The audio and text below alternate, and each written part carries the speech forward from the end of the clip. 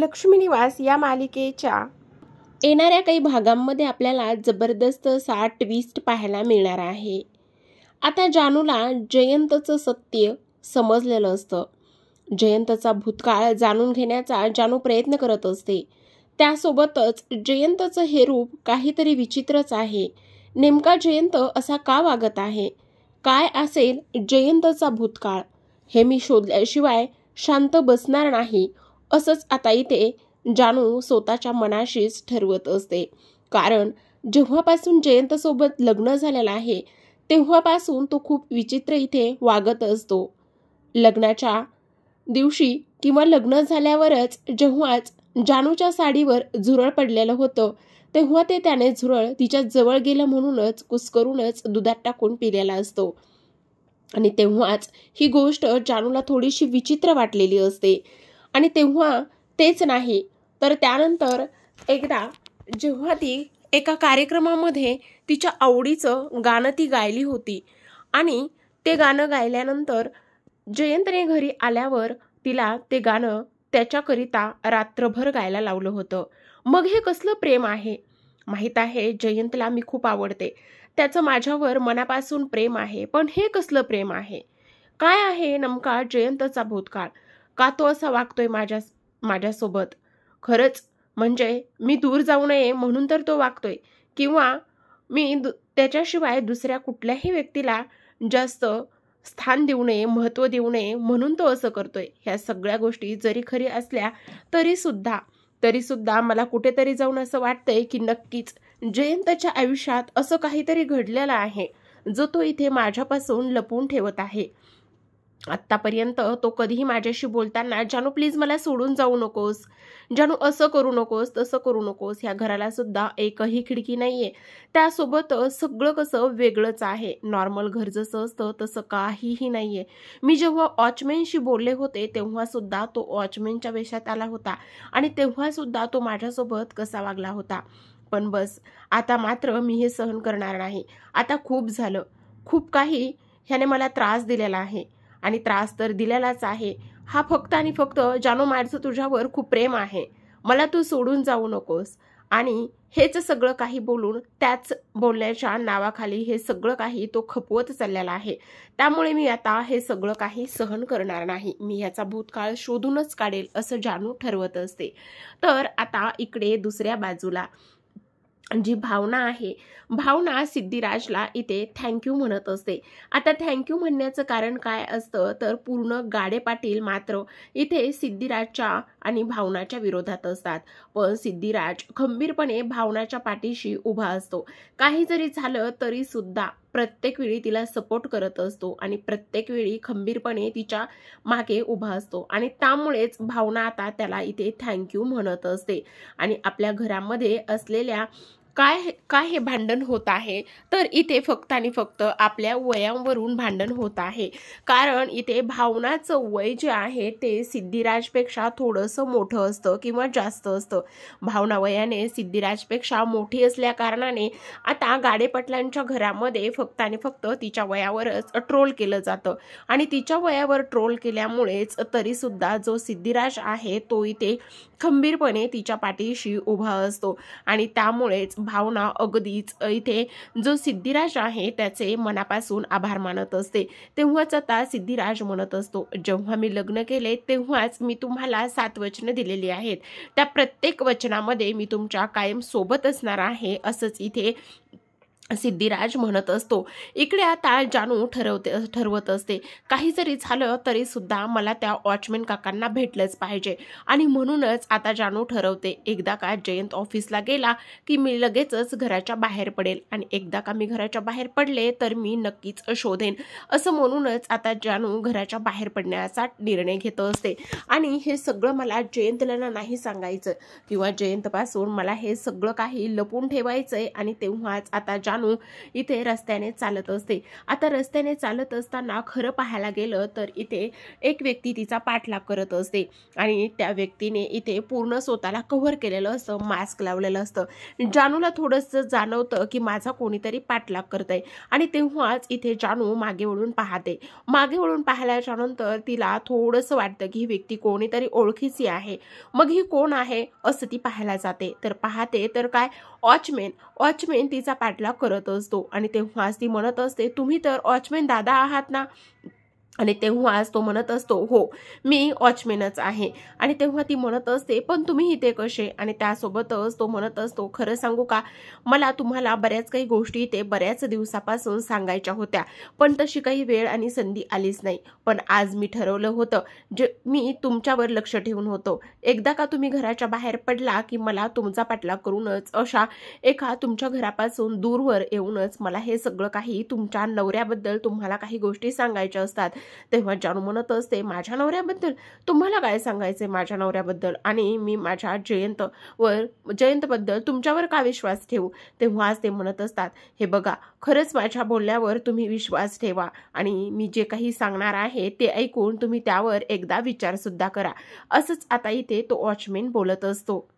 इथे वॉचमॅन म्हणत असतो, तुम्हाला खरंच सांगू का, तुमचा नवरा विश्वास ठेवण्याच्या किंवा माणूस म्हणून घेण्याच्या लायकीचाच नाहीये। तेव्हा जानू म्हणत असते, काय बोलताय तुम्ही हे?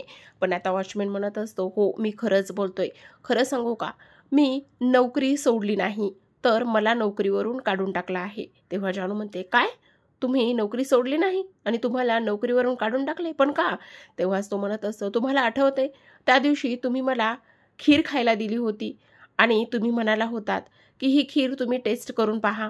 आणि तेव्हाच जानूला आठवतं, हो पण त्याचं काय, मग तेव्हापासूनच तुम्ही कामावरच आले नाही? तेव्हा तो म्हणत असतो, हो तेव्हाच इथे तुमचे मिस्टर जयंत आले होते आणि ते आल्याच्या नंतर त्यांनी ही खीर खाताना मला पाहिलं होतं आणि तेव्हाच त्यांनी दुसऱ्या दिवशी वेषांतर करून इथे मला खूप मारलं आणि कामावरून काढून टाकलं। आणि हे सगळं ऐकून जानूला मात्र खूपच मोठा धक्का बसतो। तो म्हणत असतो, एवढंच नाही तर तुमचा नवरा सायको आहे, सायको। खरंच मी तुम्हाला एक सल्ला देतो आणि तो म्हणजेच की तुम्ही तुमच्या नवऱ्यापासून लांब राहा किंवा दूर राहा आणि त्यासोबतच तुम्ही तुमच्या नवऱ्यावर विश्वास सुद्धा ठेवू नका। तो माणूस सायको आहे, कधी काय करेल आणि काय नाही याचा भरवसाच नाहीये। आणि सगळ्यात महत्त्वाची गोष्ट म्हणजेच की तुम्ही सगळ्यात जास्त सावधगिरी बाळगायला हवी, तुमच्यासोबत सुद्धा तो असंच काहीतरी करू शकतो। तेव्हाच आता जानू म्हणत असते, नाही तुम्ही आमच्या दोघांमध्ये भांडण लावायचं काम करतायत। माझा जयंतवर पूर्ण विश्वास आहे आणि तो माझ्यावर खूप प्रेम करतो। तो म्हणतो, हो तो तुमच्यावर खूप प्रेम करत असेल, पण एक गोष्ट तुम्ही नोटीस केली का, जेव्हा तुम्ही कोणाला बोलता, घराच्या बाहेर आतापर्यंत येत नव्हतात, तुमच्या घराला एकही खिडकी नाहीये, तुम्ही साध्या माझ्याशी बोलायला आलात तर त्या माणसाने माझे एवढे हाल केलेत आणि मला कामावरून काढूनच टाकले। मग विचार करा तो माणूस कसा असेल। आणि तेव्हाच आता जानू म्हणत असते, नाही ह्या सगळ्या गोष्टीवर मी का विश्वास ठेवू, तुमच्याकडे काही पुरावा आहे का? तेव्हा तो म्हणत असतो, हा एवढा मोठा पुरावा, हा माणूस एक भाऊ म्हणून तुम्ही माझं म्हणणं ऐका आणि मी काय म्हणतोय त्या गोष्टीचा व्यवस्थित विचार करा। ह्या सगळ्या गोष्टी सांगितल्याच्या नंतर तो म्हणत असतो, तुम्ही सावध राहा आणि सावधगिरी बाळगा, तुमच्या जीवाची आणि तुमची स्वतःची काळजी घ्या। खरंच मी सांगतोय तो माणूस सायको आहे। आता मात्र जानूला प्रचंड त्रास होत असतो आणि तेव्हाच जानू तिथेच रस्त्यावर बसूनच रडायला लागत असते। हे सगळं काही जयंतबद्दल ऐकल्याच्या नंतर तो वॉचमॅन असं कसं सांगू शकतो किंवा खरंच जयंत असा असेल का, आहे त्याच ठिकाणी एका कठड्यावर ती बसते आणि रडायला लागते आणि ते जयंतचा ती विचार करत असते। लग्नापासून आत्तापर्यंतचा जयंत ती आठवते आणि आठवल्याच्या नंतर खरंच जयंतचे एवढे सगळे पैलू तिच्या समोर आलेले असतात। खरंच इथे जयंत असा असेल का आणि त्यासोबतच इथे जयंतचं खरंच जयंत सायको असेल का, पण ह्या सगळ्या गोष्टी मागे नेमकं काय आहे आणि त्यासोबतच जयंत असा का वागतोय, नेमकं काय कारण आहे। आणि त्यासोबतच मी कित्येक वेळा तरी पाहिलेला आहे असंच जानू इथे बसून रडायला लागलेली असते, पण मी ह्या सगळ्या गोष्टी कोणाशी बोलू असाच तिच्या मनामध्ये विचार सुरू असतो। आता इकडे दुसऱ्या बाजूला गाडे पाटलांच्या घरी मात्र आता प्रचाराला जाणार असतात। सगळेच घरातील लोक प्रचारासाठी निघालेले असतात आणि म्हणूनच आता सिद्धू भावनाला सांगत असतो की आपण सुद्धा जायचं का. तेव्हा भावना सिद्धूला बोलत असते, नाही नको, मी तुमच्यासोबत नाही येऊ शकत आणि मी जर तुमच्यासोबत आले तर इथे गावातील लोक आणि इथे तुमच्या घरची मंडळी सुद्धा मला नावं ठेवतील आणि काही बाई बोलतील. तेव्हाच तो म्हणतो, तुम्ही लोकांचा विचार का करताय, तुम्हाला लोकांचा विचार करण्याची काहीच गरज नाही. तेव्हा जानू म्हणत असते, का नको करू, कारण मला आता खूप वाईट वाटतंय, माझ्यामुळे तुम्हाला सुद्धा एवढा त्रास होतोय. खरं सांगू का तर मला हे सगळं काही सहनच होत नाही. म्हणजे बघा ना, आता इथे तुमच्या घरची लोक इथे मी तुमच्यापेक्षा वयाने मोठी असल्या कारणाने इथे मला नावं ठेवतायत आणि सोबतच तुम्हाला सुद्धा नावं ठेवली जातात. आणि आता जर आपण बाहेर गेलो आणि बाहेरची लोक माझ्यामुळे तुम्हाला बोलली तर मला ते आवडणार नाही. त्यामुळे आपण दोघेही जण बाहेर न पडलेलंच बरं. असंच आता भावना इथे सिद्धूला सगळं काही सांगत असते. तर आता इकडे प्रचारासाठी गेलेली लोक ते प्रचार करत असतात आणि प्रचार करत असतानाच आता इथे त्यांच्या समोर लक्ष्मी येते. लक्ष्मी आल्यानंतरच आता संपतराव लक्ष्मीला पाहतात आणि त्यांच्याजवळ जात असतात आणि त्यांना म्हणत असतात, वा, तुमचं पण दर्शन इथे व्हायचंच होतं का. एकतर तुमच्या मुलीमुळे आमच्या घराची पूर्ण वाट लागलेली आहे, एकतर तुम्ही तुमच्या मुलावर संस्कार करायला विसरलेला आहात.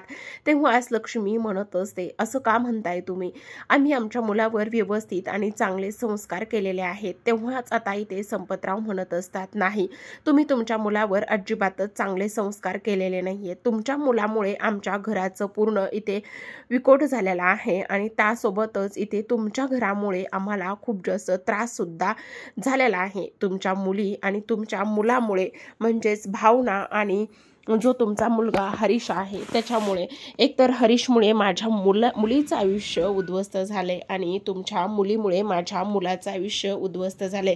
ह्या सगळ्या गोष्टी कोणामुळे झाल्या तर ह्या सगळ्या काही गोष्टी इथे तुम्ही तुमच्या मुलांना नीट संस्कार दिले नाहीत म्हणूनच झालेल्या आहेत.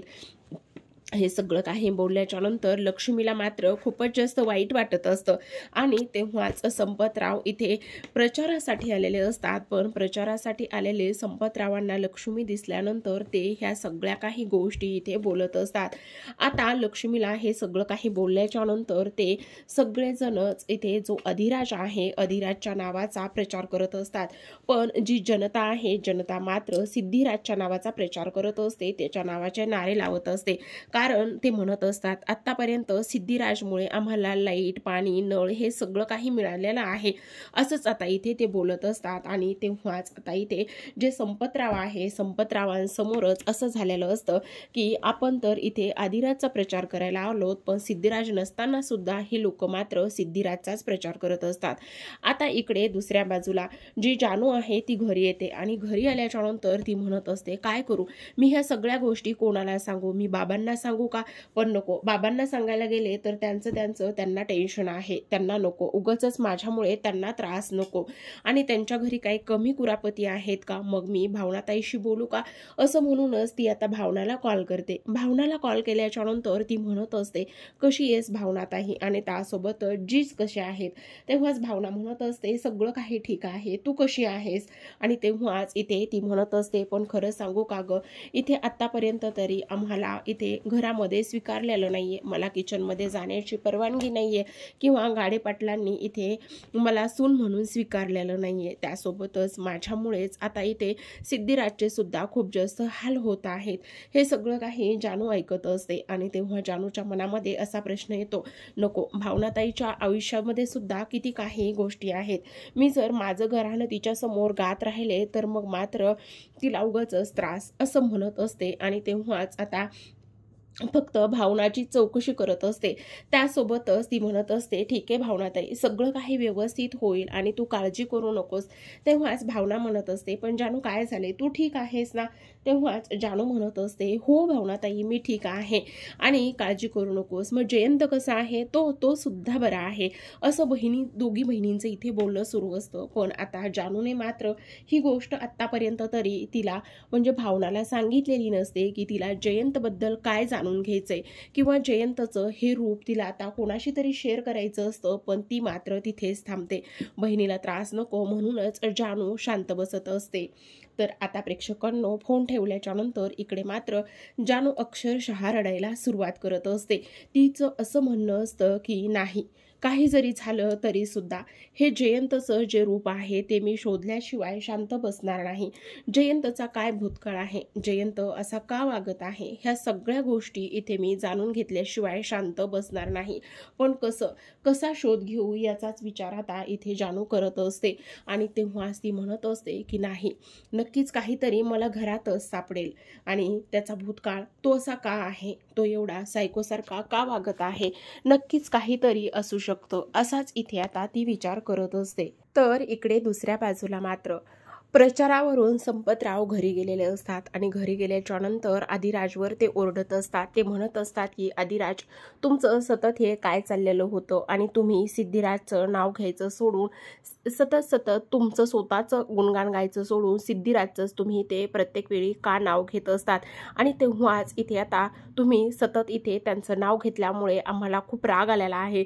तुम्हाला किती वेळा सांगायचं की तुम्ही सिद्धिराजपासून लांब राहायचं आणि तुम्हाला जे आम्ही सांगतोय तेच इथे तुम्ही सगळं काही बोलायचं आणि तेच सगळं काही करायचं, असं म्हणूनच आता संपतराव अगदीच त्रागा करतच तिथून निघून गेलेले असतात. इकडे मात्र जानू हताश होऊन रडत बसलेली असते. तिला काहीच सुचत नसतं की मी आता जयंतचं हे सगळं काही सत्य कसं बाहेर काढू आणि कोणाची मदत घेऊ. पण आता प्रेक्षकांनो, तिच्या समोर खूप मोठा सत्याचा इथे उलगडा होणार असतो. काही जरी झालं तरी सुद्धा ती प्रयत्न तिचे थांबवत नाही आणि घरी आल्यावर वॉचमॅनने बोललेलं बोलणं ती आठवत असते आणि स्वतःशीच मनाशी ठरवत असते, नाही, मी काही जरी झालं तरी सुद्धा आता जयंतचं हे सगळं रूप समोर आणेनच आणि त्याचा भूतकाळ जाणून घेण्याचा आणि तो असा का वागतोय हे सगळं जाणून घेण्याचा नक्कीच प्रयत्न करेन. आणि त्यावेळी आता मग मी जो जयंत आहे तो कसा आहे, नेमका त्याचा भूतकाळामुळे तो असा आहे का त्याचा मूळ स्वभाव असा आहे, ह्या सगळ्या गोष्टी मी ते जाणून घेईल आणि सगळ्यांसमोर आणल्याशिवाय शांत बसणार नाही. तर प्रेक्षकांनो, तुम्हाला जर जयंतचा भूतकाळ जाणून घ्यायचा असेल तर तुम्ही नक्कीच आपल्या चॅनलला सबस्क्राईब करा आणि चॅनलशी कनेक्ट राहा. भेटूयात नेक्स्ट ट्विस्टमध्ये. तोपर्यंत धन्यवाद.